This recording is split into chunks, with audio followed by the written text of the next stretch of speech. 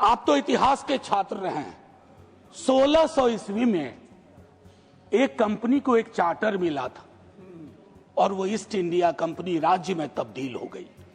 मैं सिर्फ ये कहना चाहता हूं, मेरा प्राइवेट और निजी से विरोध नहीं है, लेकिन सर, देश की सार्वभौमिक सत्ता, सार्वभौमिक आग्रह, सार्वभौमिक नियति, सार्वभौमिक मानदंड समृद्धि के 5 टापुओं के आगे जाकर के आत्मसमर्पण न कर दे, इसका बचाव इस संसद को करना है। एक नहीं, दो नहीं, सब मिलके करेंगे। अन्यथा माननीय उपसभापति महोदय, हम जिस बिल को शांति के नाम से पास कर रहे हैं, कहीं राज्य और राज्य की व्यवस्थाओं के लिए वो ओम शांति का क्षण न हो जाए। जय हिंद सर। माननीय प्रोफेसर मनोज कुमार झा जी। शुक्रिया उपसभापति महोदय। इस चर्चा में मैं अपनी कुछ आपत्तियां अपने दल की ओर से दर्ज कराना चाहता हूं। आपत्तियां हैं, आलोचना है और उसके पीछे मकसद है कि संसद की इमारत इसीलिए बनी है। महोदय, हाल में मैंने एक किताब पढ़ी गोपाल कृष्ण गांधी जी की, द अनडाइंग लाइट। पता नहीं मंत्री जी ने वो किताब पढ़ी या नहीं, मैं आग्रह करूंगा, क्योंकि न्यूक्लियर पावर और न्यूक्लियर एनर्जी को लेकर के बड़ा लंबा हमारा एक इतिहास रहा है। राजगोपालाचारी जी और जवाहरलाल नेहरू और बाकी अन्य के बीच में कई खत, कई तरह के पोजीशंस शेयर किए गए। तो मैं माननीय मंत्री जी से आग्रह करूंगा कि इतिहास में आजकल वैसे भी दौर चला हुआ है काउंटर फैक्चुअल इमेजिनेशन का, तो एक सही के इतिहास से कुछ सबक ले।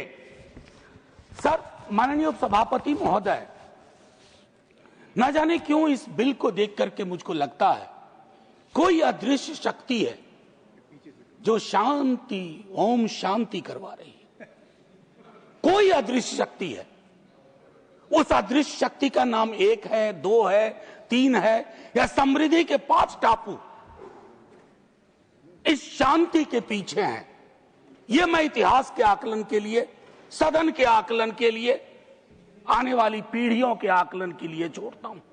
लेकिन इतना जरूर कहूंगा माननीय उपसभापति महोदय आपके समक्ष कि हमारा पूरा न्यूक्लियर प्रोग्राम ऐतिहासिक रूप से कुछ सिद्धांतों पर आधारित था। उसमें एक महत्वपूर्ण सिद्धांत था कि जहां रिस्क कैटास्ट्रोफिक होने की संभावना है वहां राज्य अनुपस्थित ना हो।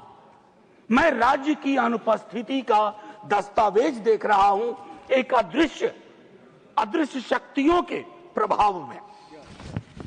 मैं माननीय उपसभापति महोदय, दुनिया में बेस्ट प्रैक्टिसेस हैं। मैं छोटा उदाहरण दूं, चाइना का कंट्रीब्यूशन ग्लोबल न्यूक्लियर आउटपुट में 16% है, फ्रांस का 14% है, रसिया का 8% है। मैं 3 ले रहा हूं और इन तीनों में स्टेट ओनरशिप की प्रबलता, प्रमुखता है। उसी के इर्द गिर्द ये पूरा प्रोग्राम है।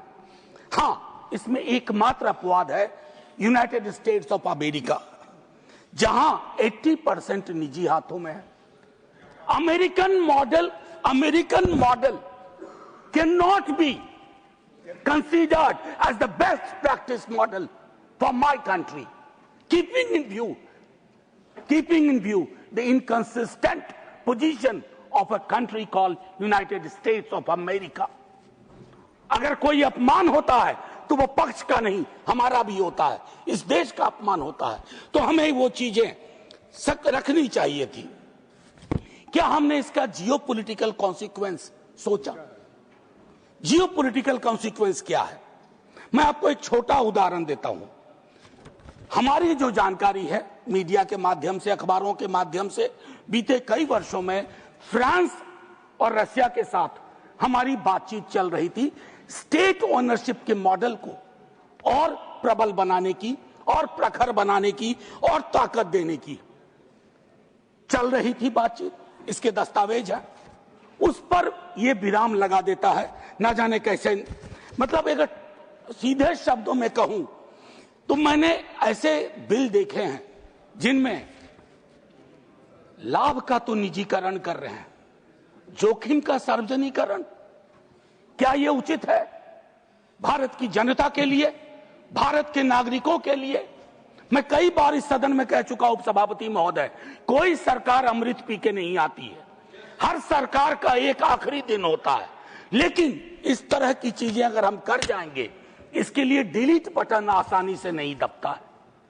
ये ह्यूमन साइकोलॉजी में, ह्यूमन हिस्ट्री में डिलीट बटन का प्रावधान नहीं है।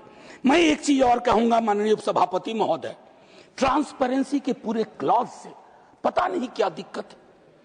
हम आरटीआई को खत्म होता देख रहे हैं, आरटीई को खत्म होता देख रहे हैं, और तो और छोड़िए, राम का नाम लगा करके राइट टू वर्क आर्टिकल 41 के तहत उसको भी खत्म होता देख रहे हैं। अब इसमें कहते हैं कि रेस्ट्रिक्टेड इंफॉर्मेशन, सेफ्टी वायलेशन और रेडिएशन लीक्स को लेकर के। सर एक चीज तो मैं कंसिस्टेंटली देख रहा हूं इस सरकार के बिलों में, और कभी कभी मैं सोचूं कि इस पर अगर कोई कंटेंट एनालिसिस हो, most of the bills are attacking the architecture of federalism. Architecture of federalism, what kind of problem. देखिए सर, ये पहली बार नहीं हुआ है।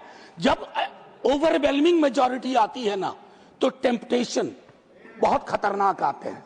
उन टेम्पटेशन को कंट्रोल करने की जरूरत है। जो कहते हैं ना कंट्रोल कंट्रोल, वो नहीं कर पा रहे हैं। नतीजे में क्या हो रहा है?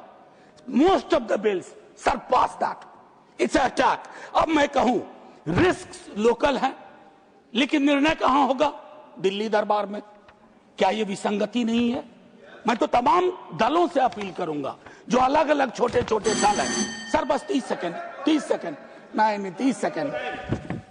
सर आप तो इतिहास के छात्र रहे हैं। 1600 ईस्वी में एक कंपनी को एक चार्टर मिला था और वो ईस्ट इंडिया कंपनी राज्य में तब्दील हो गई। मैं सिर्फ ये कहना चाहता हूं, मेरा प्राइवेट और निजी से विरोध नहीं है, लेकिन सर देश की सार्वभौमिक सत्ता, सार्वभौमिक आग्रह, सार्वभौमिक नियति, सार्वभौमिक मानदंड समृद्धि के 5 टापुओं के आगे जाकर के आत्मसमर्पण न कर दे, इसका बचाव इस संसद को करना है।